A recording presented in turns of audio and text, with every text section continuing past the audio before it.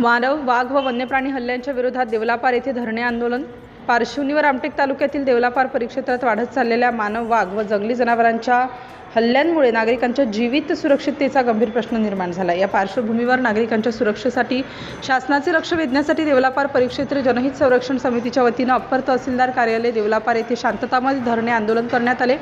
वाघ व जंगली जनावरांच्या वाढत्या हल्ल्यांमुळे परिसरात भीतीचे वातावरण निर्माण झाले असून नागरिकांच्या सुरक्षेसाठी तातडीने उपाययोजना करण्याची मागणी आंदोलनातून करण्यात आली. समितीद्वारे शासन व प्रशासनाकडे विविध मागण्या करण्यात आल्या. यात देवलापार परिक्षेत्रातील मानव वाघ संघर्षाच्या घटनांची तात्काळ चौकशी, प्रभावित परिसरात PRT problem tiger response team, संवेदनशील गावामध्ये वनविभागाची नियमित गस्त, गावांच्या आसपास सोलर कुंपण व इतर सुरक्षा उपाययोजना, वाघ हल्ल्यात मृत्यू झालेल्या कुटुंबांना 1 करोड आणि कुटुंबातील एका सदस्याला शासकीय नोकरी आदींचा समावेश आहे.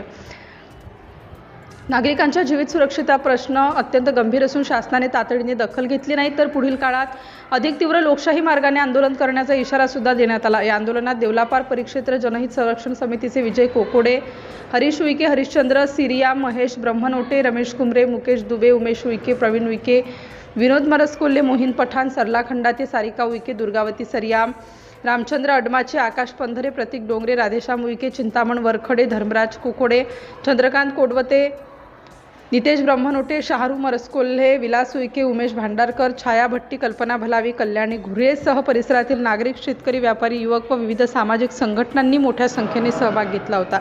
सिटी इंडिया न्यूजसाठी कन्हान शहर प्रतिनिधी मनीषा मेश्राम.